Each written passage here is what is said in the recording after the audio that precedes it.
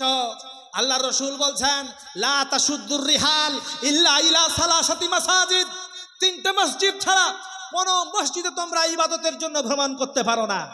এমনি জমিন ভ্রমণ করতে পারো, আল্লাহ বলছে যে কুল সিরু ফিল আরদি ফানজুর কাইফা বাদা আল খালক, তোমরা জমিনে ভ্রমণ করো, দেখো আল্লাহর সৃষ্টিগুলো কিভাবে আমি সৃষ্টি করেছি, কিভাবে নদী নালা করেছি, কিভাবে গাছগাছালি করেছি, কিভাবে পাহাড় তৈরি করেছি, এইগুলো দেখো।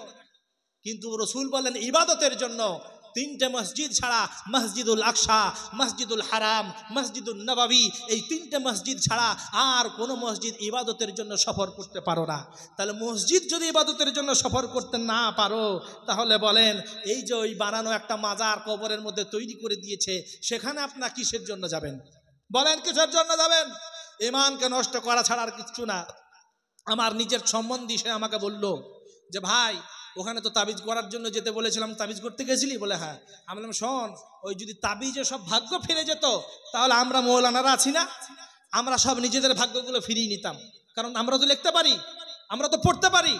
তো গেজলি, কারণ আমার আর একটা ভাই আছে, সে হচ্ছে ওই পন্থীর মানুষ, সে বলেছে ওখানকে যেতেই হবে। তো বলছে ভাই একটা জিনিস দেখলাম। আমরা কি বলছে, যাবার সময় তো সোজা পথে গেলাম, কিন্তু ওই পিছন করে করে আসতে হচ্ছিল, আমি কিন্তু এরকম ঘুরে দিয়েছি, তো আমাকে ধরে বলছে এদিকে ঘর। চিন্তা করেন, আর তারা বলছে আমাদের ওখানে নাজায়েজ কাজ হয় না। রসুল সাল্লাল্লাহু আলাইহি ওয়াসাল্লামের কবর আমি এইবারই তো জিয়ারত করলাম কদিন আগে, মদিনা নববী মসজিদে নামাজ পড়ার পরে রসুল্লাহ সাল্লাল্লাহু আলাইহি সাল্লামের কবর জিয়ারত এখন আর এইরকম যখন তখন ঢুকতে পারবেন না, অ্যাপয়েন্টমেন্ট নিতে হচ্ছে। তো অ্যাপয়েন্টমেন্ট নিলাম, নেওয়ার পরে যখন ওখানে প্রবেশ করলাম, আমি দেখলাম যে যদি এখানে মানে রাসূলুল্লাহ সাল্লাল্লাহু আলাইহি ওয়াসাল্লামের জিয়ারতের দিকে যেতে পারবেন, কিন্তু রওজাতুল জান্নাত যেটা, সেইখানে কিন্তু অ্যাপয়েন্টমেন্ট নিতে হচ্ছে। তো রাসূলুল্লাহ সাল্লাল্লাহু আলাইহি ওয়াসাল্লামের কবরের সাইড দিকে পেরিয়ে যাচ্ছি, তো পেরিয়ে যাবার সময় মানে পুলিশেরা কি করছে, সাইড দিকে করে দিচ্ছে যাতে এই দিকে না আসে। তো আমি কি করলাম যে একটু আমি কমসে কম দেখবো, সেই জন্য পুলিশগুলো দেখলাম মুখটা ওই দিকে করেছে, তো আমি বসে আবার ওই লাইনে বৃদ্ধদের লাইনে ঢুকে গেছিলাম। তো ঢুকে গিয়ে আমি তাকিয়ে গেলাম, সালাম দিলাম। দেখেন ওখানেও ওরাও বলছে যে সেখানে রওজাতে গিয়ে তোমরা কি সালাম করো না? তো সালাম কেন করবো না? তুমিই তো বললে যে সেখানে সালাম করি, আসসালাতু ওয়াসসালামু আলাইকা ইয়া রাসূলুল্লাহ, আর তোমরা যেটা বলছো ইয়া নবী সালামু আলাইকা। সেখানে কাছে যে সেইখানে কাছে যেয়ে বলছো আসসালাতু ওয়াসসালামু আলাইকা ইয়া রাসূলুল্লাহ, আসসালাতু আসসালামু আলাইকা ইয়া রাসূলুল্লাহ, আর এইখান থেকে তুমি দাঁড়িয়ে বলছো ইয়া নবী সালামু আলাইকা। তারপরে তো এটা তো গজল, নবীজির পিতা আব্দুল্লাহ, মাতা আমিনা, এটা তো গজল, এটা তো বানানো, আপনার নিজের তৈরি করা। তারপরে যে লোকগুলো দাঁড়ায় মারামারি করে শেষে, এই দুয়ার মজলিস হলো, এটা হলো না কেন? আমার একটা ভাগিনা আছে, সেও মানে ফুফুতে বোনের ছেলে, সেও আলেম, তো কথাগুলো একটু তোতলা করে বলে। তো সে বললো করবো কিয়াম, আর তোমরা বলো তো কজনা পেশাব করে পানি নাও? তখন কেউ উঠে নাই। আমার ভাগনা বলছে, হাফিজুর রহমান বলছে আচ্ছা তোমরা বলো, কিয়াম এখনই করবো, তোমরা বলো কজনা পেশাব করে পানি নাও? কেউ উঠলো না। তাহলে তারা পেশাব করে পানি নেই না, এরা বলছে সালাম করে দিলেই আমাদের সব গুনাহ মাফ, নাউজুবিল্লাহ। যেটা কিচ্ছু নয়, মুস্তাহাসান বলে মানুষদের ধোঁকা দেওয়া হচ্ছে। মুস্তাহাসান বলে কোনো ইবাদতের মান নয়, এইটা মুস্তাহাব হলো, যদি করেন তাহলে সওয়াব, না করলে গুনাহ নাই। যাক, এই দিকটা বন্ধ করে এখন ওই আগের পয়েন্টে আসি। 3 নম্বর পয়েন্ট বলেছিলাম যে মানুষগুলো শোনার পরে মারতে পর্যন্ত আসবে যখন তাদের বিরুদ্ধে কথা বলবে, কারণ এখন আমার মার শুরু হয়ে যেত যদি ওই পন্থার লোকে কোনো সব থাকতো। কি বলেন? এটা কোরআন বলছেন, ওই যে আতুতলা আলাইহিম আয়াতুনা বাইয়িনাতিন তারিফু ফি বুজুহিল লাযিনা কাফারুল মুনকার ইয়াকাদুনা ইয়াসতুনা বিল লাযিনা ইয়াতলুনা আলাইহিম আয়াতিনা। হে রাসূল, কোরআনের আয়াত যখন পড়বে আর ওর ব্যাখ্যা বিশ্লেষণ করবে, এক শ্রেণীর মানুষ যারা মুশরিক কাফের, যাদের রীতিনীতিই খারাপ, এই কোরআনকে যারা ভালোবাসে না, এরা কি করবে? তখন মারতে পর্যন্ত যাবে, তাদের মুখগুলো দেখবে রাগান্বিত হয়ে কালো বর্ণের হয়ে যাবে। এখন আর এক শ্রেণীর শয়তান আল্লাহ রাব্বুল আলামিন বললেন ওয়াইদা সামিউ মা উনজিলা ইলার রাসূলি তারা আয়ুনাহুম তাফিযু মিনাদ দাম'i মিম্মা আরাফু মিনাল হক ইয়াকুলুনা রাব্বানা আমান্না ফাকতুবনা মা'আশ শাহিদিন। আল্লাহ রাব্বুল আলামিন বললেন, হে রাসূল, আপনার প্রতি যা অবতরণ করেছে এই যে কোরআন, এই কোরআন যখন তেলাওয়াত করা হবে, এই কোরআন যখন পাঠ করা হবে, তখন দেখবেন এক শ্রেণীর মানুষ আল্লাহর ভয়ে তাদের চোখের কোণায় পানি চলে এসেছে। তারা বলবে, আল্লাহ হক বুঝতে পেরেছি, বাতিল আর ছেড়ে দিলাম। হে আল্লাহ, আমাদের নামগুলো তাদের খাতায় লিখে দাও যারা তোমার রাস্তায় সাক্ষী প্রদান করেছে। সুবহানাল্লাহ। তাহলে এই শ্রেণীর সাথে আমরা হব, আমরা হব। কে কে হাত হব? হাত তুলি ইনশাআল্লাহ। আল্লাহ আমাদের কবুল করুন, বলুন আমিন। আমি একটা তাকবীর দেবো, আপনারা উঠে এখানে আসেন। তাহলে ওই যে কুতুবউদ্দিন কাকি রহমতুল্লাহের ঘটনাটা আমি বলবো, নচেত কিন্তু বলবো না। আমি আরো 2-4টা আয়াত পড়ে তফসির করে পালিয়ে যাব। যদি শুনবেন, যদি বুঝবেন তো সামনে আসেন। খুব মারাত্মক ইম্পর্টেন্ট, আপনাদের জীবনে খুব কাজে লাগবে।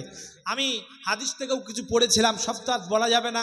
এবং কোরআনের যে আয়াত পড়েছিলাম, এই দোয়াটা আমরা করি কিন্তু আমরা জানি না। আর সমাজে আমাদের এই যে এড়া ছেড়ার জন্য ভূমিকায় আমাকে এত কথা বলতে হলো। ওর তফসির করতে গেলে কমসে কম 1.5 ঘন্টা তো লাগবেই। যে কোনো জায়গায় কোনোদিন বলবেন, আমি বলে দেবো ইনশাল্লাহ। ওই যে রব্বানা আতিনা ফিদ দুনিয়া হাসানাতাও ওয়া ফিল আখিরাতি হাসানাতাও ওয়া কিনা আযাবান নার। দুনিয়ার হাসানা হলো 10টা, এই 10টা হাসানা দুনিয়ার আছে। আখিরাতের হাসানা হলো 5টা, আর জাহান্নাম থেকে মুক্তি একটা। কিন্তু এই পয়েন্টগুলো একটাও আজকে আর বলতে আর পারবো না, কারণ সময় আর নাই। আমাকে দিয়েছে 2:45 নাকি হুজুর? 2:45, কারণ সময়টা কদর করতে আমাকে আগে উঠতে হবে। সময় যখন হয়ে যাবে আমাকেও ছেড়ে দিতে হবে। নারায়ে তাকবীর, সামনে আসেন, উঠেন আর সামনে আসেন। নারায়ে তাকবীর, নারায়ে তাকবীর। আমি আল্লাহকে সাক্ষী রেখে এই কথাটাও কমসে কম বলতে পারবো, আল্লাহ আমি ওই লক্ষ্মীগাছায় গেছিলাম, তোমার নামের দোহাই দিয়ে তাদেরকে ডেকেছিলাম, তারা সামনে এসে বসেছিল। এইটাও আল্লাহ পাক দেখছেন, আপনাদের গ্রহণ করে নেবেন। আমার ভাইয়েরা, অহংকার করেন না। আমি কেউ নয়, আমার মূল্য নাই, আমি তুচ্ছ, আমার দাম নাই। কিন্তু আল্লাহর ভয়ে কমসে কম এই জায়গায় আসেন। রসুলের মহব্বতে আপনারা আসেন, আল্লাহর জন্য আসেন। এই মাদ্রাসাকে ভালোবেসে আপনারা এখানে আসেন, দ্বীনি ইলমের ইলমিয়াতকে ভালোবেসে আপনারা এখানে আসেন, কোরআনকে ভালোবেসে এখানে আসেন। আল্লাহ আপনাদের মর্যাদা বাড়িয়ে দেবেন। দেখেন, এই কোরআনের গায়ে একটা জিলদ থাকে, একটা জিলদ। এই জিলদটা চামড়ার হোক, কাপড়ের হোক, এইটা যদি পড়ে থাকে রাস্তায়, বলেন কে কে পা দিয়ে যাবেন? কেউ পা দিতে পারবেন? পারবেন না। যদি কেউ পা দেয় আপনার সম্মুখে, কি করবেন? ভালোবাসবেন তাকে? না। তাহলে তার সম্মান বাড়লো কি করে? কোরআনের সঙ্গে থাকার জন্য। আপনাদেরও সম্মান আজকে আল্লাহ পাক বাড়িয়ে দেবেন এই মাদ্রাসাকে সাপোর্ট করার জন্য। মাইয়াশফা শাফাতান হাসানাতান ইয়াকুল্লাহু নাসিবুম মিনহা। কাল কিয়ামতের দিনে হাশরের ময়দানে অনেক মানুষ দেখবে তাদের আমলনামায় মাদ্রাসা তৈরি করার সওয়াব রয়েছে। অনেক মানুষ দেখবে রাস্তা তৈরি করার সওয়াব রয়েছে। অনেক মানুষ দেখবে হজ করার সওয়াব রয়েছে। অনেক মানুষ দেখবে হিফজ করার সওয়াব রয়েছে। অনেক মানুষ দেখবে কোরআনকে হেফাজত করার সওয়াব রয়েছে। বলবে, আল্লাহ আমরা তো এই কাজগুলো করি নাই, আমার আমলনামায় এই সবগুলো আসলো কি করে? আল্লাহ বলবেন, বান্দা তুই তো করিস নাই, কিন্তু তুই সাপোর্ট করেছিলি, এই জন্য তোর আমলনামায় এই সওয়াব দেওয়া হয়েছে। সুবহানাল্লাহ। আমার ভাইয়েরা, এই জন্য আসেন, সামনের দিকে আসেন। নারায়ে তাকবীর। দেখেন শিক্ষার মহিলাদের কতটা প্রয়োজন। কুতুবউদ্দিন কাকি রহমাতুল্লাহ আলাইহি, তার মা তাকে আল্লাহর পরিচয় দিয়ে দিলেন। দেখেন লুকমান হাকিম তার সন্তানকে আল্লাহর পরিচয় দিয়েছিলেন, শিরক করতে মানা করেছিলেন।